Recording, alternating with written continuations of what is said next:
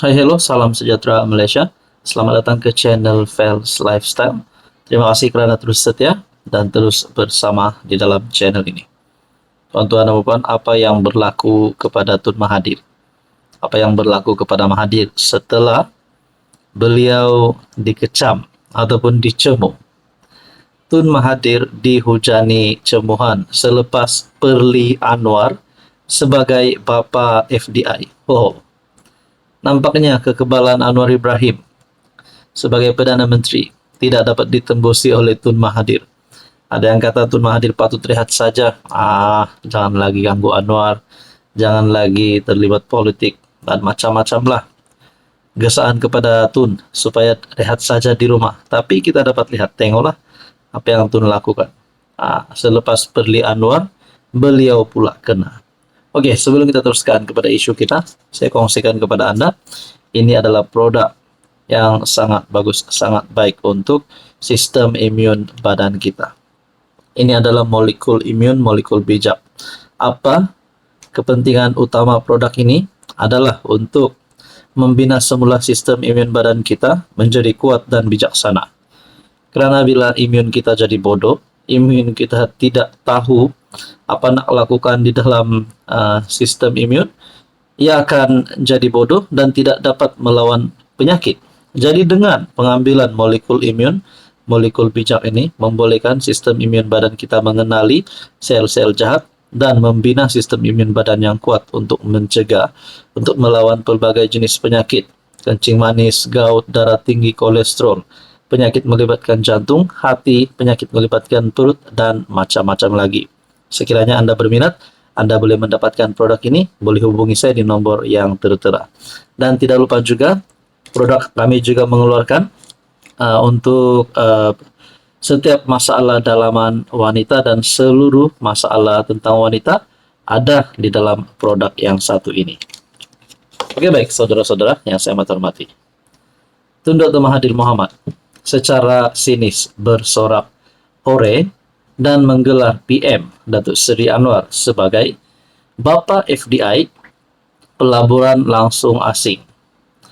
Namun sindirannya itu dilihat hanya dihujani cemuhan orang ramai, termasuk ada mengingatkan usia mantan Perdana Menteri 2 kali tersebut yang bakal mencecah 100 tahun pada 10 Julai ini. Menerusi serangan terbarunya terhadap PMX di aplikasi X, Mahathir menganggap bekas timbalannya dalam kabinet beliau pada 1990-an itu sebagai hebat. Apabila dikabarkan Itali bakal melabur RM8,13 bilion di Malaysia. Tunggu pula giliran Prancis dan Brazil lagi berbilion-bilion. Bapa FDI beraksi lagi. Sudah RM680 bilion masuk, Anda tak nampak kerana kilang-kilang itu tidak kelihatan tulisnya. Pengasas Parti Pribumi Bersatu Malaysia Bersatu dan Parti Pejuang Tanah Air itu turut menyebut tentang maha miskin yang dilihat sindiran kepada perkataan maha kaya yang sebelum ini lazim disebutkan BMX. Dalam masa yang sama, golongan maha kaya perlu bayar cukai, bukan maha miskin. Entah bagaimana, secara tidak langsung, yang miskin juga menderita, dakwa Mahathir yang pernah dilapor. Sebuah portal memiliki kekayaan sebanyak AS 40 bilion, bersamaan kira-kira RM 188 bilion. Sehubungan itu Mahathir meneruskan sindirannya yang ingin PMX mengadakan lebih kerap kunjungan ke seberang laut bagi membawa pulang lebih banyak FDI. Kita mahukan lebih banyak lawatan ke luar negara supaya lebih banyak FDI gaib akan masuk, tomah Mahathir lagi. Menjengah ke ruangan komentar, rata-rata netizen menempel Mahathir yang pada tahun 2019 pernah berkata, pihak yang kalah sepatutnya diam. Patutlah Tun cakap kerajaan tiada duit nak naikkan gaji penjawat awam sebab Tun pemalas. Buat lawatan rasmi delegasi. Terbitkan hutang saja untuk pelbagai projek mega. Apa susah? Madeni jenis pelupa. Lepas bersih 5.0 jadi PM7. Lepas itu letak jawatan. Hure, Bapak Pelingkup Negara. Orang kalah buat cara kalah, bukannya menganjing orang. Ingatlah pesanan PM7 ini, wahai Mahathir. Demikian antara kecaman warganet. Saudara-saudara, berkaitan isu ini apa komen Anda? Hai, hello, salam sejahtera Malaysia. Selamat datang ke channel Fels Lifestyle. Terima kasih kerana terus setia dan terus bersama di dalam channel ini. Ada satu perkara yang memalukan mungkin dan pasti menggemparkan setiap penyokong Perikatan Nasional di seluruh Malaysia. Ada satu sumber mengatakan bukan saja pejabat Perikatan Nasional tutup, pekerja juga diberhentikan. Apa dah berlaku?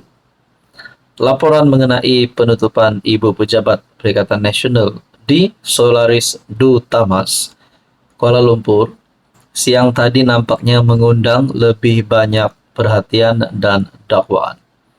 Apa yang berlaku di dalam PN? Apa yang berlaku di dalam Bersatu pada saat ini? Oke, sebelum kita teruskan, saya nak kongsi kepada Anda satu berita baik. Ini adalah produk molekul imun, molekul bijak. Produk ini sangat bagus, sangat baik untuk imun badan kita, untuk meningkatkan kekuatan imun badan kita sehingga 437% dan mendidik imun badan kita untuk melawan pelbagai jenis penyakit. Siapa yang sesuai gunakan produk ini? Daripada seawal bayi berusia 1 jam sehingga warga emas boleh memakan produk ini, lulus hospital, lulus KKM diiktiraf seluruh dunia. Sekiranya Anda berminat untuk mendapatkan produk ini, berminat untuk mengetahui lebih lanjut tentang produk ini, Anda boleh menghubungi saya di nomor yang tertera. Kali ini, sumber dalaman parti mendakwa isu berkenaan bukan sekadar penutupan premis, malah lebih daripada itu. Dakwa sumber Bersatu, kaki tangan pejabat terbabit juga diberhentikan, malah dakwanya gaji mereka juga tidak dibayar. Saya nak tanyalah, satu persoalan lah, sekiranya gaji mereka tidak dibayar, adakah PN ataupun Bersatu kini sudah benar-benar tiada duit? Adakah akaun mereka dah kosong? Adakah mereka dah muflis kerana tidak mampu untuk membayar gaji pekerja? Nah, ini menjadi pertanyaan orang kampung lah macam saya. Saya tanya kawan-kawan yang bekerja di pejabat itu. Iya, mereka telah diberhentikan kerja dekat 2 bulan dan gaji tidak dibayar. Yang saya tahu dan saya dengar puncanya adalah masalah pengurusan. Saya boleh sahkan perberhentian pekerja di ibu pejabat PN sudah berlaku. Terdahulu timbalan pengurusi PN, Hamzah Zainuddin berkata, dia tidak pasti mengenai penutupan ibu pejabat PN itu kerana bukan lagi menyandang tugas sebagai setiausaha agung parti. Saya sendiri tidak pasti sebab bukan lagi setiausaha agung. Kita tunggu penjelasan rasmi daripada Setiausaha Agung PN. Mungkin mereka sedang mencari tempat baru atau mungkin sudah menjumpainya. Jawatan Setiausaha Agung PN disandang Adun Hulu Kelang dan bekas ahli Parlimen Gombak Muhammad Azmin Ali. Dalam pada itu, sumber yang juga mewakili rakyat PN berkata, parti sedang berdepan isu kekosongan jawatan Bendahari Agung yang berpanjangan ekoran peletakan jawatan penyandangnya Ahmad Samsuri Mokhtar. Jawatan Bendahari PN pun belum ada lantikan baru selepas Samsuri melepaskan jawatan. Tapi tak tahulah kalau Tan Sri Muhyiddin sudah lantik secara senyap-senyap.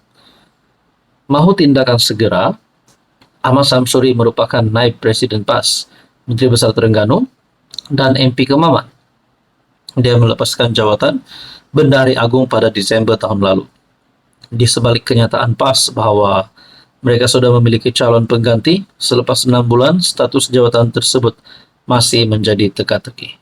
Jadi sebenarnya apa isu dalaman ataupun adakah isu dalaman yang berlaku di dalam PN, khususnya Bersatu dan juga PAS? Saudara-saudara yang saya hormati, apa komen Anda?